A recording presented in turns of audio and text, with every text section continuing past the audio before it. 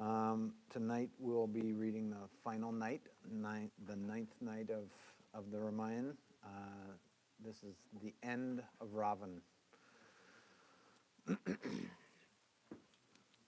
Ministers hastened to Ravana with the news of Indrajit's demise. Stunned, the Lord of Demons fell into a nervousness state, pondering his great loss. After some time he stirred, knitting his brows and grinding his teeth. He screamed, venting smoke and flames from his cavernous mouth, and seized his razor-edged sword, resolving to put an end to Sita, the cause of all of his troubles. He swept out of his chambers, sending courtiers scurrying for shelter, and hurried down to the Ashoka Grove, anxiously followed by his ministers and his wife, Mandodari.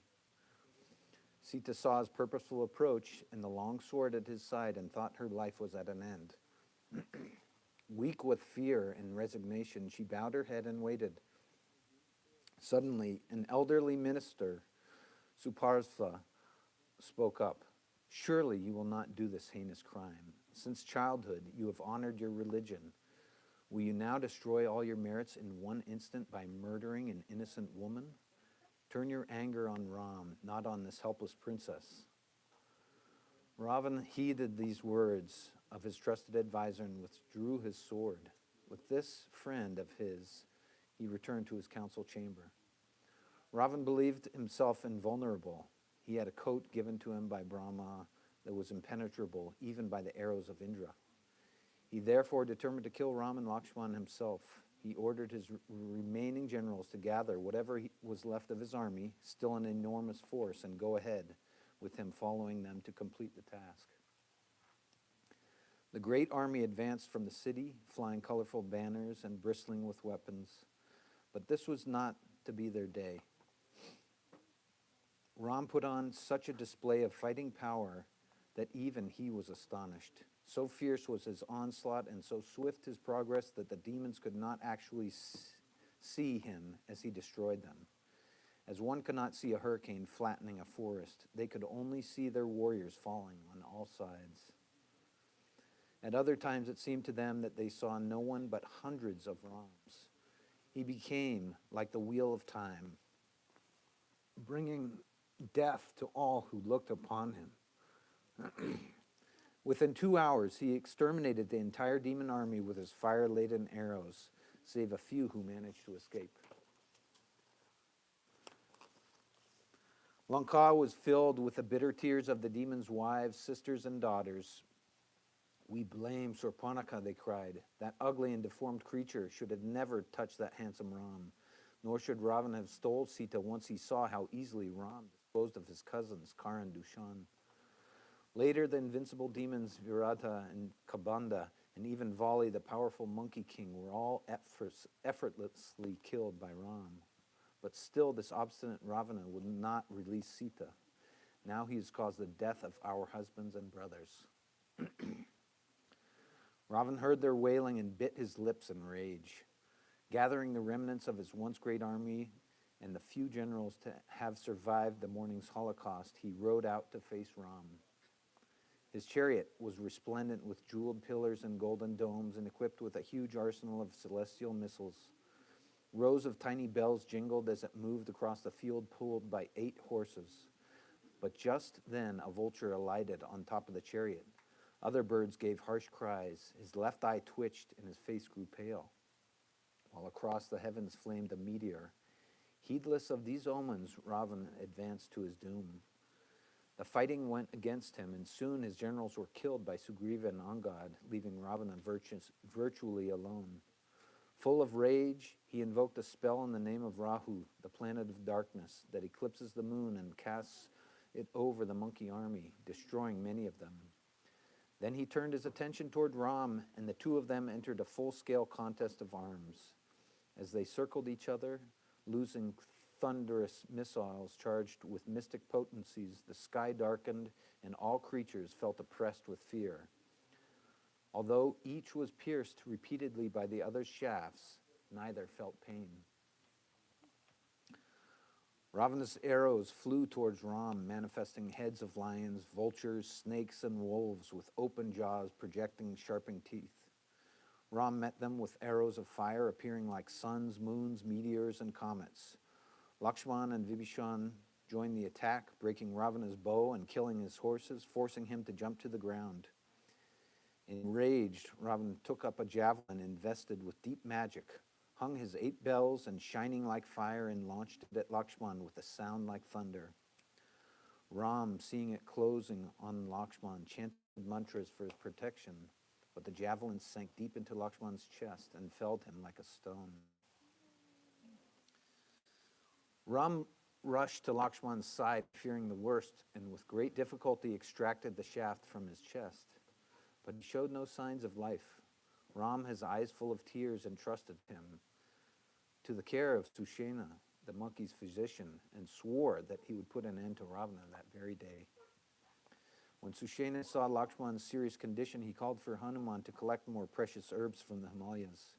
Hanuman again set off north for the mountain of herbs. Reaching there, he broke off a further crag from its summit and hastened back to the scene of the battle. Sushena selected an herb called Vishalyakarani, which has the power to expel from the body any weapon that has penetrated it and to heal the wound made by its entry. He crushed the herb and administered it through Lakshman's nostrils, curing him instantly. Lakshman stood up, all pain and injury gone, and he was embraced by Ram and cheered by the monkeys. The time for the final act of war had arrived, the destruction of Ravana. Indra, the king of heaven, decided it was time to give Ram some help. He summoned his trusted charioteer, Matali, and sent him and his chariot to Ram's assistance. All at once, Indra's chariot swept down from the skies and halted before Ram, hovering in the air with its bells tinkling. Ram and Lakshman recognized it as the same golden chariot yoked to 4 green horses that they had seen on Sarabhanga's ashram in the forest at the start of their exile. Matali greeted Ram and invited him to mount the chariot holding celestial weapons. Ram mounted the chariot, which lit up the battlefield with its splendor, and set off in pursuit of Ravan. The combat was opened by Ravan, who released a demonic missile which turned into thousands of snakes shooting fire from their mouths, assailing Ram from all directions at once. In reply, Ram invoked the weapon of Garuda, the bird carrier of Vishnu, an enemy of all snakes, which produced thousands of golden eagles who devoured the snakes. Ravan then raised another javelin, covered with spikes like mountain peaks and wreathed with fire and smoke round its point. It screamed through the air at Ram, threatening to destroy him and his entire army. But Ram countered it with a javelin of his own. When the 2 weapons collided, the explosion illuminated the skies and showered fragments on the ground. Ram shouted at Ravana, "If I'd been there when you stole Sita, I would have surely killed you then. But now that I do have you in my sight, I will dispatch you to the abode of death. Today vultures will feast on your heart and drag away your severed head as you lie shattered on the battlefield." The magical weapons Ram had received as a youth from Vishwamitra now came before him ready for his use, and Ram covered Ravana with arrows that bit deeply into his body. The demon sank back into his chariot without the strength to fight on. Seeing this, his charioteer hastily retreated from the battlefield to give him time to recover. While he was gone, the sage Agastya, who had been observing the fight from the skies, came to Ram's aid. He recited in his ear the heart mantra in praise of the sun, which addressed the supreme God through the power of the sun and allays all anxieties. He alone creates, sustains, and destroys all that lives, he chanted. He lives in the hearts of all beings, awake while they sleep, and is the supreme controller of all activities. All who remember him will be victorious. Hearing these divine words, Ram was rid of all fatigue and sorrow and felt renewed vigor and determination. Soon Ravan's chariot returned with the sound of thunder, and Ram took up Indra's bow to finish his task. Vultures circled around Ravan in a darkening sky. Meteors coursed through the heavens. Thunder rolled even without clouds, and blood rained down on his chariot. As the contest reached its climax, all warriors on the field, both monkeys and demons, stood motionless and watched in amazement. The denizens of heaven, observing from the sky, anxiously called out to Ram, "May all be well with you. Delay no longer and conquer this demon now." Ram fixed a golden arrow, which took the form of a serpent as it sped towards Ravan. It severed his head, but another head appeared on Ravan's shoulders. Again, Ram cut it off, and again it was replaced. Ram exhausted hundreds of arrows in this way, and the unceasing struggle passed through days and nights, neither gaining mastery over the other. Seeing the situation, Ram's charioteer Matali advised him, "The hour of Ravana's doom has come. To kill Ravana, you must use the dreaded arrow of Brahma, given to you by Agastya, which never misses its target." Ram took out that arrow, in whose feathers resides the wind god, in whose tip was the sun god and the fire god, whose shaft was made of either, and which it was itself the essence of all elements. He charged it with his mystical mantra and dispatched it at Ravan with the speed of sound. Flaming and spitting, covered in smoke, it penetrated the heart of the king of the demons. Ravan's body fell lifeless to the ground. All at once, a breeze whipped up, dispersing the foul odor of the battlefield. The sky cleared and the sun shone with a warm glow. Flowers rained down and heavenly music echoed from the sky. Demons melted into the shadows while monkeys rejoiced and came forward to honor Ram, who was surrounded by his faithful friends on earth, and glorified by celestial beings in the sky. Lanka restored. The battle was over. Ravan's huge body lay sprawled on the ground, covered in blood and surrounded by the gruesome aftermath of war. Charred and mutilated remains covering the field as far as the eye could see. At his side knelt Vibhishan, with Ram standing behind him. "O great hero," mourned Vibhishan, "why are you lying here, my brother, rather than on the sumptuous bed that you are used to? You did not take my advice. Now that you have fallen, the city of Lanka and all her people are reduced to ruin." "Do not lament," said Ram. "He terrorized the universe, even Indra himself. Sooner or later he had to die, and he chose to die the glorious death of a warrior. He was generous to his friends and ruthless to his enemies," said Vibhishan, "and religious according to his own tradition. He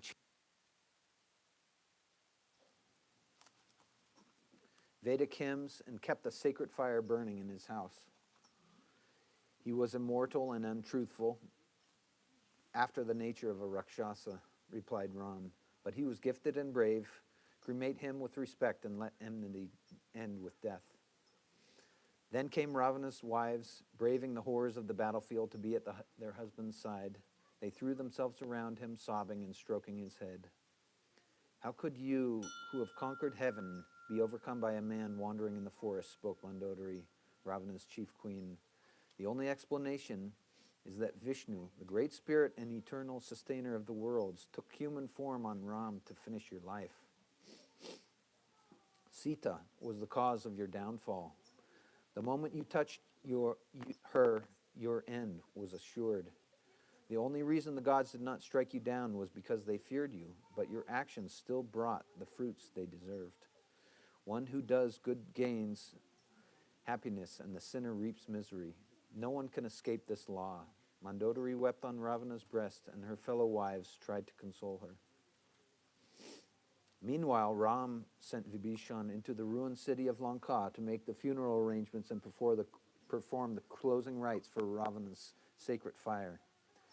Soon he returned with the sacred embers, articles of worship, and firewood for the pyre carried by the Rakshasa priests and attendants. They decorated Ravana's linen shroud with flowers and carried his body in procession to the beach, preceded by the sacred fires and followed by weeping Rakshasa women. Vibhishan ignited the pyre while the remaining families members threw rice grains into the flames.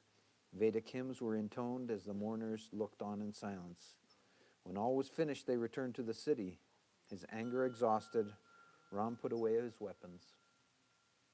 A deep joy welled in his heart, and his gentle demeanor returned. Sita's ordeal by fire. With Ravan out of the way, Ram thoughts turned to Sita. He called Hanuman and asked him to take her the news of Ravana's death. He came to the Ashoka Grove and found her as before, unwashed and uncared for, with tears in her eyes, seated on the ground beneath a tree, guarded by demon women. He stood respectfully at a distance to deliver this message. Lord Ram is safe and well and has killed Ravan. He sends you this message. After many sleepless months, I've bridged the sea and fulfilled my vow to win you back. You now need have no fear, as you are in the hands of Vibhishan, the new king of Lanka, who will soon come to see you. Sita was speechless with joy to hear this news and waited for more, but Hanuman remained silent. This news is more valuable than all the gold and jewels in the universe, she laughed, and you have delivered it in such sweet words, I cannot repay you enough. If you will permit me, I can deal swiftly with these cruel Rakshasa women, offered Hanuman, eager to be of service. They have so mistreated you. Let me kill them now with my bare hands. You must not be angry with them, reproved Sita. They have only done what they were ordered to do. Whatever I have suffered is due to my own sins, not to them. When others mistreat me, I will not mistreat them in return. I will show compassion to all. Hanuman checked himself. Then have you any message for your husband, he asked. Tell him I long to see him. You shall see him this very day. With these words, Hanuman swiftly flew back to Ram with Sita's message and urged him to go see her at once to end her misery. Ram sighed deeply in an effort to hold back his tears. After a moment, he returned to Vibhishan. Go quickly and fetch Sita. Before bringing her here, see that she is bathed, dressed in fresh clothes, and adorned as befits a queen. Sita waited in the grove, expecting Ram, but instead she saw the ladies of Vibhishan household, who came to bring her to his house, where Vibhishan told her to bathe and dress in preparation for meeting Ram. I want to see my husband now as I am, she protested, but Vibhishan prevailed on her to do Ram's bidding. The ladies helped her bathe and combed her out her tangled hair, dressed her in fine clothes and ornaments, and placed her inside a palanquin, covered so that no one could see her. Soon she was brought by a company of Rakshasas to Ram's presence. During this time, Ram remained deep in thought, considering how to welcome Sita. The strict codes of the royal house of Ikshvaku demanded that a princess violated by an enemy must be rejected by her husband. Sita had been Ravana's prisoner for 11 months. Who knows what that immoral demon might have subjected her to? Ram trusted Sita completely, but he was determined that she must publicly be exonerated from any impropriety. He knew what he must do. Monkeys and Rakshasas crowded forward on all sides, anxious for a glimpse of the fabled princess. Vibhishan, hoping to protect Sita from the public, told her to wait in her palanquin, but Ram wanted her brought out in the open. These are my people, and they want to see her, he spoke sternly. At a time like this, there are no secrets. Bring her here in front of everyone. Vibhishan was uncomfortable with this order, but dared not contradict him. Sita had to suffer the indignity of walking in front of thousands of curious eyes on her way to Ram. She reached him and stood at a respectful distance, her head bowed low, and shyly looked into his face. As she gazed into his eyes, her discomfort was forgotten for the moment, and she glowed with happiness. I have won you back according to my vow, announced Ram. The insult against me has been avenged, and its perpetrator repaid for his terrible offense against you. I am once more my own master. All of this has been done with the help of Hanuman, Sugriva, and Vibhishan, to whom I am indebted. Ram spoke without emotion, but his voice sounded strange as it rang out across the crowd. His heart bled for Sita, but he must not show it. She looked upon her lord with tears falling down her cheeks and dreaded what he might say next. I have redeemed my honor and won you back, he went on, but your honor is not so easy to redeem, since you have lived in the house of a demon who has embraced you in his arms and made you the object of his lust. I therefore relinquish my attachment to you. You are free to go wherever you please. Fell over the assembly. Sita tried to take in what she had just heard. She had never in her life received a cross word from her husband. Now he had condemned her in public with these awful words. For her, this was worse than death. She bowed her head in shame before the crowd of strangers and cried uncontrollably as Ram waited in stern silence for her response. After a little while, she wiped her eyes and stood straight, her face pale and her voice trembling. You speak hurtful words, my lord, but I am not what you take me for.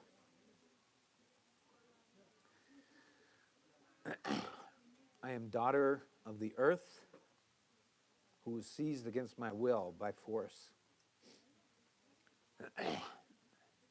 If you were to reject me, it would have been better if you'd have told me through Hanuman when he first came. Then I would put an end to my life and saved you the trouble of having to come here to kill Ravana, endangering the lives of all these innocent people. You forget that when I was a child, you took my hand and promised me your protection, and that I have served you faithfully ever since. My heart has always remained fixed on you, but now you of all people do not trust me. What am I to do? Sita's voice broke with emotion. She turned to speak to Lakshman. I have no desire to live when I have been falsely accused and publicly rejected by my husband. Death is my only course. Prepare a pyre for me, I will enter the flames. Stunned at this request, Lakshman looked at his brother. Thank you. Ram nodded his assent. No one dared to contradict him, whose anger seemed capable of destroying the universe. Lakshman mechanically went about his brother's bidding, and before long a funeral pile had been built and sent alight. The fire began to crackle. Sita circled around Ram in respect and proceeded toward the pyre. Standing before the blazing flame, she called in a loud voice, "May all the gods be my witness. I've never been unfaithful to Ram in thought, word, or deed. If the fire god knows me to be innocent, let him protect me from these flames." Then she walked into the fire. As she entered the flames, the crowd gasped in horror. The flames leapt high and parted over her head as she stepped among them, swallowing her golden form. For a moment, she could be seen standing in the midst of the flames like a dazzling flame of gold. Then she was lost to sight. Women screamed and fainted. A great cry, strange and terrible to hear, went up from all the monkeys, bears, and rakshasas present. Ram sat immobile, like one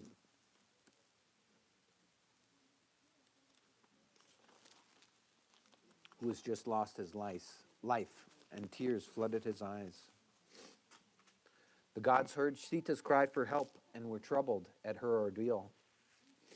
It was time for them to intervene.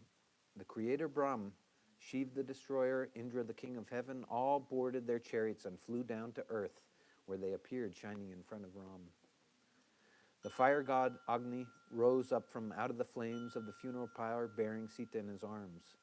She was unharmed by the fire, and her clothes and ornaments, even the flowers decorating her hair, were exactly as before.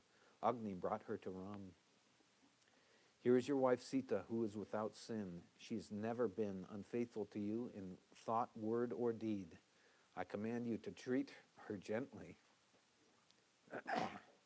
This ordeal for Sita was necessary, Ram explained. I had to absolve her from any blame and to preserve the good name of my family. I know she has always been faithful, but I had to prove her innocence. In truth, I could not be separated from Sita more than the sun can part from its own rays. With these words, Sita and Ram were reunited. It now remained for Indra to grant Ram one last wish. We are all pleased with your actions, Ram, and would like to grant you a boon. What is your wish? Ram was unhesitating. May all these monkeys and bears who have sacrificed their lives for me be brought back to life and returned to their wives and families. It shall be done, declared Indra. Then the monkeys and bears rose up, their limbs restored and their injuries healed, as if from a long and peaceful sleep. You may return to your homes, pronounced the assembled gods, and Ram, be kind to the noble princess Sita. Make haste to Ayodhya, where your brother Bharat awaits you. Then they boarded their golden chariots and departed for the heavens. Homecoming. Vibhishan invited Ram to take his bath and put on royal robes and ornaments. I cannot bathe until I've been reunited with Bharat, said Ram. For the last 14 years he has lived as an ascetic for my sake. Now I must hurry to him. If you would please me, help me to get to Ayodhya as soon as possible. That is easily done, replied Vibhishan. The famous Pushpaka chariot will fly you there by sunset. But first remain here for a while and let me entertain you and your army. I would not refuse you, Vibhishan, after you have done so much for me, but I long to see Bharat and my mother. Vibhishan summoned the chariot, which arrived instantly, gleaming with its golden domes. Ram took the shy Sita in his arms and boarded the plane with Lakshman. Settle peacefully in your kingdom, he told Sugriva, Vibhishan and their ministers. You have both served me well. I must return. But they were not ready to part. Let us come to Ayodhya and see you crowned, they protested. Only then will we return to our homes.